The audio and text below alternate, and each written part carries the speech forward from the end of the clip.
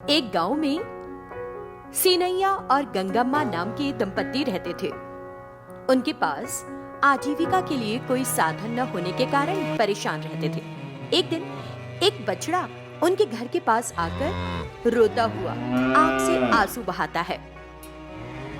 सीनैया बाहर आकर देखता है, तब आंसू बहाते हुए बछड़े को देखकर उसके सिर पर हाथ रखकर सहलाता है। तब वो बछड़ा चलते हुए आगे बढ़ता है।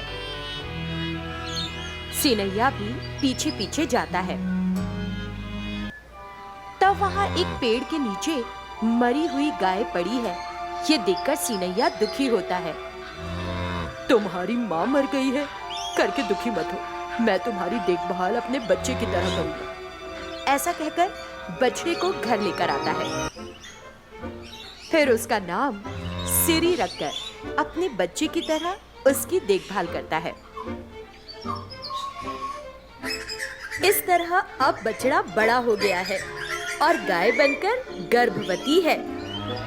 ये जानकर सीनैया और गंगम्मा बड़े खुश होते हैं और सीनैया सिरी से कहता है, सिरी बेटा, मरी हुई तुम्हारी माँ ही तुम्हारे पेट से फिर से पैदा होगी। तुम जितना चाहो उतना उसे प्यार देना। ये सुनकर सिरी खुश होते हुए हाँ कहते हुए सिर हिलाती है। तभी उनको कर्ज देने वाला रुद्रैया उनके घर आकर, सीनैया, मेरा कर्ज चुकाते हो या तुम्हें 10 लोगों के सामने बेइज्जत करूं? अरे नहीं नहीं, थोड़े दिन की मेहनत और दे दो, जरूर चुका दूंगा। इस तरह सीनैया मिन्नतें करता रहता है। रुद्रैया बिल्कुल मोहलत नहीं दूंगा कहकर चिल्लाता रहता है। तभी रुद्रैया की नजर गर्भवती गाय सिरी पर पड़ती है। तुरंत ही वो मन ही मन सोचने लगता है, तुम्हें रुपए वापस करने की जरूरत नहीं है, मैं इस गाय को ले जाकर बेच देता हूँ, तुम्हारा उधार चुक जाएगा। नहीं नहीं, गाय गर्भ से है, इसको बेचना अच्छी बात नहीं होगी। तुम बेचकर कर्ज चुकाओगे या मैं ही ले जाकर बेच दूं? अभी बता दो। मैं ही बेचकर आपका कर्ज चुका दूंगा, 2 दिन की मोहलत दे दो। ये सुनकर रुद्रैया चला जाता है।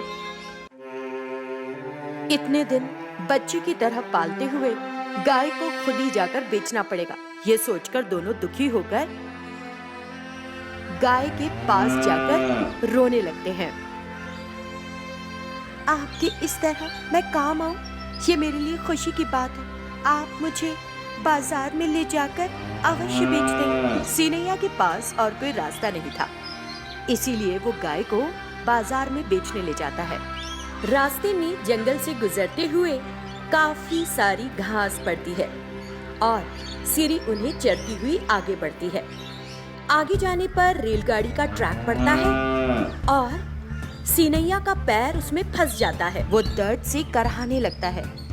गाय घबरा जाती है। तभी दूसरी ओर से तेज हॉर्न मारती हुई रेलगाड़ी आती हुई दिखाई देने लगती है।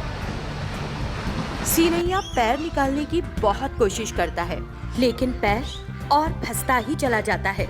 जोर से बाबू, जोर से प्रयत्न करो।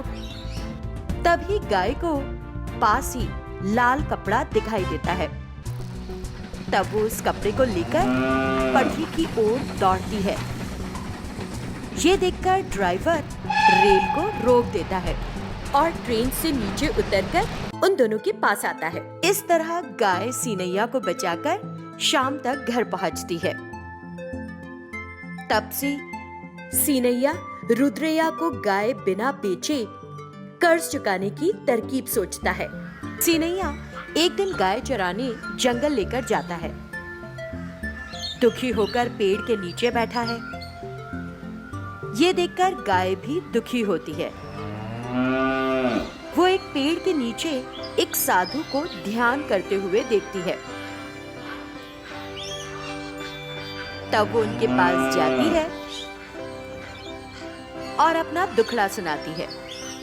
ये सुनकर साधु अपनी शक्ति से विभूति वाले पानी की सृष्टि करते हैं। गौ माता, तुम इस पानी को पी लो। थोड़ी देर में तुम सोने की गाय में बदलकर उनका दुख दूर कर सकोगी। अवश्य ही कर सकोगी। इस तरह उस पानी को पीकर वो गाय सीनैया के साथ घर आती है। इस तरह वो दिन गुजर जाता है। दूसरे दिन गर्भवती गाय सोने की गाय बन जाती है। ये देखकर सीनैया और उसकी पत्नी बहुत खुश होते हैं। तब गर्भवती गाय मुंह से सोना निकालकर उनको देती है। इस सोने को बेचकर उन रुपयों से अपने दुख दूर कर लो और सुखी रहो। सीनैया दंपति सोना बेचकर रुद्रैया का कर्ज चुका देता है। इस तरह अच्छे से रहते हुए गाय की भी खूब अच्छे से देखभाल करते हैं। रसूलपुर शहर में वीर राजू नाम का एक गरीब आदमी काम की तलाश में घूम रहा था। उसी शहर में रहने वाला भूषण नाम का धनी व्यक्ति कार में बाहर जाता है। थोड़ी दूर जाने के बाद कार अचानक रुक जाती है। कार से उतरकर देखता है, उसे कुछ समझ नहीं आता। उसके सामने लोग इधर उधर जा रहे हैं, पर कोई उससे क्या हुआ कहकर भी नहीं पूछता। कारण भूषण अच्छा आदमी नहीं था। भूषण की पहचान का कृष्णा नाम का किसान देखकर भी अनजान बनकर जाने लगता है। भूषण उसे देखकर बुलाता है। क्यों रे कृष्णा, इतना बड़ा ताड़ की तरह आदमी खड़ा हूँ, देखकर भी नजरें चुरा के जा रहे हो। बेकार आदमी से मेरा क्या काम, मैं जाकर अपना काम करूँ तो 2 दिन कमाकर खाना खाऊंगा। तुम जैसे बेकार के साथ बैठकर मैं भी बेकार ही बन जाऊंगा ना साहब। बेकार नहीं, ताड़ के पेड़ की तरह कह रहा हूँ मैं खुद को। वही तो कह रहा हूँ, ताड़ की तरह बेकार। बेकार का नहीं बहरे कृष्णा, ताड़ की तरह बड़ा आदमी हूँ मैं। ओहो, पेड़ की तरह बड़े, ताड़ की तरह, नारियल की तरह या शीशम की तरह बड़ा, इनमें से किस पेड़ की तरह बड़े हो आप? तुम जाकर अपना काम करो। बिना कुछ कहे कृष्णा वहाँ से चला जाता है। इस तरह उस गांव में भूषण की कोई भी सहायता नहीं करता। सब एक एक करके चले जाते हैं। काम की खोज में वीर राजू रुकी हुई कार के पास आता है। सारी बात सुनकर भूषण को कार में बिठाकर धक्का देने लगता है। धकेलते हुए भूषण के घर पर रोकता है। भूषण वीर राजू को पैसे देने लगता है। तब वीर राजू पैसे नहीं, काम के लिए भूषण से पूछता है। मेरे पास ही रह जाओ, मेरे बताए हुए काम करो, महीने का पगार और 3 टाइम का खाना भी दूंगा। वीर राजू मान जाता है। इस तरह दिन गुजर रहे थे। एक दिन भूषण वीर राजू से मछली खाने की इच्छा हो रही है ऐसे कहता है। वीर राजू जंगल के पास के तालाब से मछली पकड़ने जाता है। उस जंगल में एक पेड़ पर 2 भूत रहते हैं। वीर राजू को देखते हैं। मछली पकड़कर वापस जाते हुए वीर राजू को रोक लेते हैं। वीर राजू डर के मारे, मुझे कुछ मत करो, मैं बहुत गरीब हूँ, मेरे पास जो भी है उसी में थोड़ी गरीबों की भी मदद करता हूँ। अरे बाबू, तुम कौन हो? इस गांव में नए दिख रहे हो, किसके घर आए हो तुम? हाँ भूत जी, मैं भूषण के पास काम करता हूँ यहाँ पर। सुनते ही दोनों भूत वीर राजू को सोने की सीढ़ियों वाला घर और सोना दिखाते हैं और ढेर सारे पैसे। हम जैसा कहे वैसा करो तो ये सोने की सीढ़ी वाला घर और सोना तुम्हें दे देंगे। तुम अपने बीबी बच्चों के साथ खुशी से रह सकोगे। मेरे बीबी बच्चे नहीं है, मैं गरीब की मदद कर सकता हूँ। तुम कुछ भी करो पर हमारी बात सुनो तो ये सब तुम्हें दे देंगे। करोगे क्या? बोलो। बाप रे, कहीं तुम्हारी बेटी से शादी तो नहीं करनी ना मुझे? नहीं, हमें परेशान करके पूरी संपत्ति लिखाकर हमें मारने वाले हमारे बेटे भूषण को पुलिस में पकड़वाना है। बस तभी हमारी आत्मा को शांति मिलेगी। बेटा, हाथ जोड़ते हैं, भूत की तरह हम नहीं रह सकते। हमें शांति दिला दो बेटा, हमें शांति दिला दो। पर कैसे? इस तरह। ऐसा कहते हुए भूत एक विभूत की पुड़िया उसे देता है। इसे दूध में मिलाकर पिलाना है। जब तक तुम पुलिस बुलाकर ले आओ तब तक हम अपने बहू बेटे के अंदर घुस जाएंगे। तब वो अपने आप सच को उगल देंगे, जाओ। उनकी बात वीर राजू मान लेता है।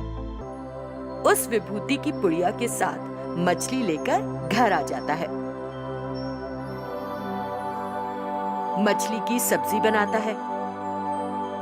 फिर वीर राजू दूध में विभूति मिलाकर उसकी पत्नी सुगुणा और उसे दे देता है।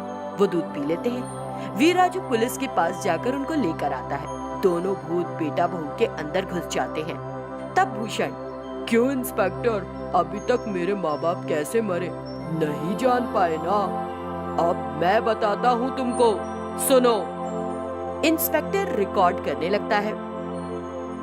मैं और मेरी पत्नी सुगुणा दोनों ने मिलकर ही मेरे माँ बाप को बुरी तरह मारकर, बिजली का झटका लगाकर, दम घोटकर मार डाला था। भूषण और उसकी बीवी के शरीर से दोनों भूत बाहर निकल जाते हैं। इंस्पेक्टर उनको गिरफ्तार करके ले जाता है। उधर वीर राजू जादू के सोने की सीढ़ी वाला घर और सोना लेकर चला जाता है और वीर राजू गरीबों की मदद करने लगता है।